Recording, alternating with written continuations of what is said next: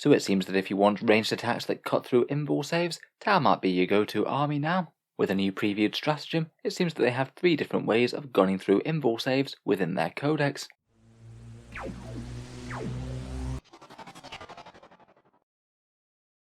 Hello and welcome back to Warspets Tactics, where today we're talking a little bit more Tau, and in particular focusing on yet another stratagem that was previewed a few days ago by Warhammer community, kind of doubling down on the fears of railguns ignoring Invuln Saves by now allowing it on just about every weapon in the game, presumably including that massive pulse blast cannon that the Storm Surge has. We'll start with that stratagem and talking about Tau ignoring Invulns in general, and then take a look at a few of the Septs previews, some of the standard ones, and then the rather interesting system for building custom Septs.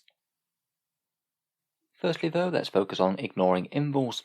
I think this is perhaps a subject that's come up in discussion quite a lot with the new Tau Codex, mainly from that godly looking railgun, but surprisingly enough it doesn't look like it's an isolated occurrence within the Codex. There's 2 other ways of getting it ignores Invulns within the army. First up, the railgun is just the hammerhead railgun it would appear, it's not the other various rail variants, or the one on that fortification rig for example. Hammerheads do seem to be very cheaply costed, reportedly 145 points base according to that leak, though they have apparently dropped to ballistic skill 4+ now, meaning that you're going to need a mark light on a target to make that shot land with reliability. Another one is a prototype pulse rifle. Pulse rifles are usually 5 points unless you take multiple, and this will be a 20-point upgrade over that, giving you AP -5 and ignoring Invulns with that strength 8 and damage 3 shot. Finally, and most recently, there's this 2 command point bork'an stratagem. This one's called experimental weaponry, and I believe it replaces a rather rubbish one about determining numbers of shots that seemed inferior to command point rerolls. In any case, the text reads, use this stratagem in your shooting phase. When a bork'an unit from your army is selected to shoot, select one model in the unit and one weapon that model is equipped with. Until the end of that phase, each time that model makes an attack with that weapon, Invuln Saves can't be taken against the attack.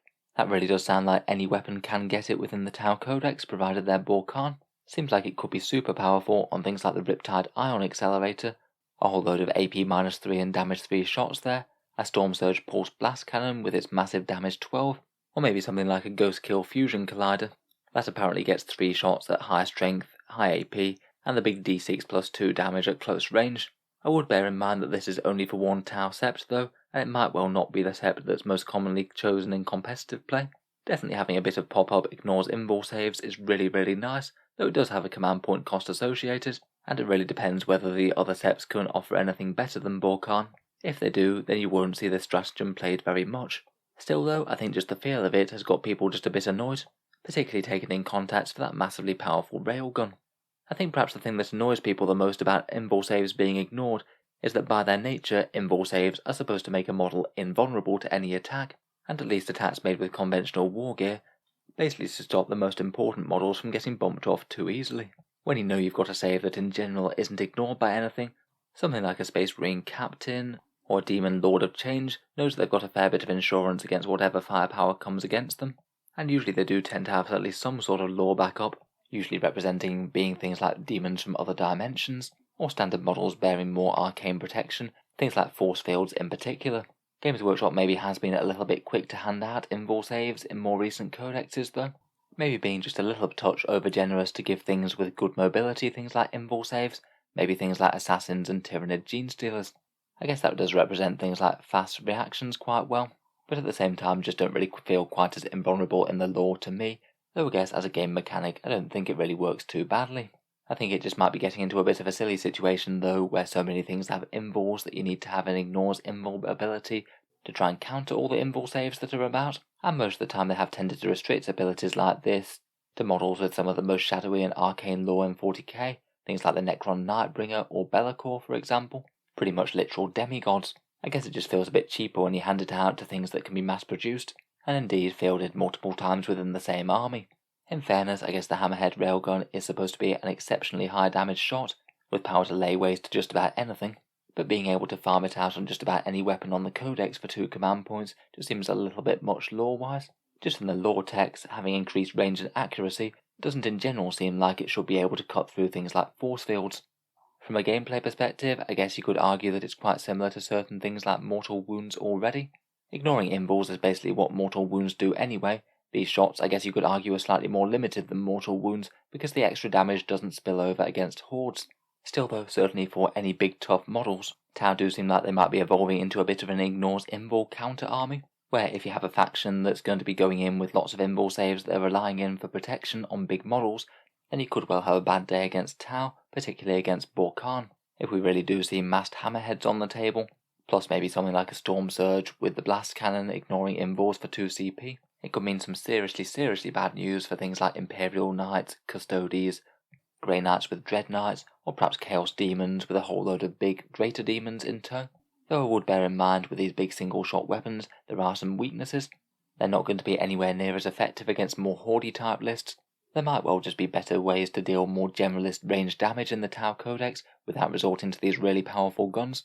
The weapons are very swingy and all or nothing, so aren't anywhere near as reliable as quite a lot of other things, and certain mechanics such as transhuman physiology or the various different equivalent rules really do mess with this as well. It's going to be interesting to see whether Tau players really are going to be fielding triples of hammerheads on the table when the Codex drops. It's certainly a really scary threat that they could have, but I don't think it's necessarily going to be an auto-include yet from what we know so far. In any case, that's all a bit of speculation, and I look forward to hearing your guys' takes down in the comments. Otherwise, let's take a look at a few of the other Sept rules as previewed by GW. The Lith, I believe, is one that I actually read wrong from the leaks previously. Their infantry units get light cover when they're outside engagement range, so really quite solid on things like infantry battlesuits at range, and quite nice for things like fire warriors too. The bit that I think I misunderstood was that the auxiliary units get the tactical philosophy for the army, so that would allow the auxiliary units to benefit from Modkar or Kauyon. That sounds like it could be a pretty meaningful damage increase on Kroot, which if the leaked buff to their combat are to be believed, then they're not going to have too many qualms about getting quite up close to the enemy, and they sound like they could be a very efficient infantry brawler type unit, even if they are still quite easy to kill. It does look like they could combine very nicely with Modkar. For Sakir, they've shown off a Warlord trait. This is a 9-inch command ability to grant obsec to a unit, or count as +1 model if they do already have it. The Sept Tenet is rumoured to be vehicles getting light cover at 18 inches and infantry getting dense cover at 12 inches, and no -1 to hit when firing in engagement range. Sorry, small typo on the slide there, the vehicles do get light, not dense. I think the obsec trait could be quite interesting. Kind of handy the way that it's not actually limited to anything, so you could put it down on something like a Riptide perhaps. Otherwise you do have the troops for obsec, and it's looking like one of the Crisis Enforcer commanders can also give your Crisis suits obsec, so the trait might be a bit less interesting than that if you could do it already. For the Tau Septs, they've shown off one of their relics in the Vector Maneuvering Thrusters. These have changed quite a bit to make one battlesuit commander really annoying to engage. They give you +2-inch movement, and appear to allow you to make a normal move if the model is charged. That bit's only once per turn, but it does mean that you could have something like a Crisis Cold Star commander have him right in the thick of the action, and then just fly away when the enemy tries to get to grips with him, meaning that you would basically have to deal with him in the shooting phase and not in assault. Seems pretty handy for an annoyance unit, just depends on whether or not it would outweigh any damage dealer relics. Their Sept Tenet is rumoured to be either reroll 1 hit or wound roll, and +3 inches to command phase or aura abilities, so that one works out quite well for battlesuit commanders, I think. Finally, as we mentioned already, the 2 command point ignores Invuln Saves stratagem. The rumoured bork'an Tenet is +4-inch range to all ranged weapons, and also when the enemy attacks your battlesuits or vehicles, anything that's strength 7 or less counts as -1 strength. I think it's kind of passable on the vehicles when you're going to be fearing the strength 8 plus firepower anyway with multi-damage, but for units like crisis suits or stealth suits I think that's actually quite a good one. It's really going to help out against mid-strength firepower. Anything strength 5 or 6 is really not going to like this. The +4-inch range is kind of helpful too. Tau are basically an entirely ranged army. Getting a bit more flexibility as to what you can target is certainly no bad thing. I will be interested to see what people decide to experiment with. Kind of hard to analyse too much though when we're just relying on patchy rumours and leaks. Finally though, and quite a fun little rule for a preview, is their custom Septs ability. This is a fairly standard build your own army ability special rule, but they've realised it in quite a fun way. The idea that there's different parts of the Tau Empire that don't have as easy direct communication to each other, so you can only build custom Septs built out of the nearby areas. Each sector apparently has 4 mini custom Sept rules that you can combine with one of the ones from a sector next door.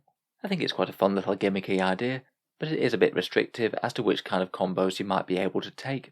Apparently each of the different sectors has 4 different abilities to choose from. I'm sure a fair few of them will just mirror the ones on the main Septs, but there might be some more interesting stuff here too.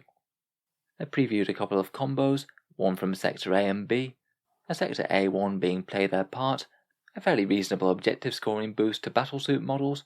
The smaller suits count as 3 models when they're taking objectives, and the big suits with 10 or more wounds count as 5 models instead. Again, could be quite nice in combination with that Enforcer commander to make them OBSEC. Sector B1 has a rather interesting one called Blocking Tactics. Each time a core infantry unit with this tenet makes a charge move, until the end of your charge phase, core models in the unit have the objective secured ability, and if they already had it, then they count as 1 additional model as well. I must admit, as a Sept buff, this one does seem a little bit niche. In general with Tau, you really don't want to be just charging into combat. Most of the suits just really aren't all that good there, and if you're locking your own models up, you might deny them any overwatch they might have. Still though, it really might not be the worst idea if, say, you were charging in some crisis suits onto an objective to bully some weak infantry. Picking up OBSEC when you do so might not be the worst, and could genuinely help you flip an objective. Crisis suits are rumoured to be core infantry in the new book. I guess they do work quite well in concert for crisis suits being able to take and hold objectives quite well, but I'm really not sure if this is going to weigh up at all well against the major Septs. Finally, we've got Sector D and E. Sector D gives you reinforced armour. This one appears to be half of the bork'an trait, the one that gives you -1 strength if you're firing strength 7 or less weapons against vehicles or battlesuits. Finally, Sector E gives you rapid retreat. Each time a unit with this tenet falls back, add 3 inches to the distance that they can move.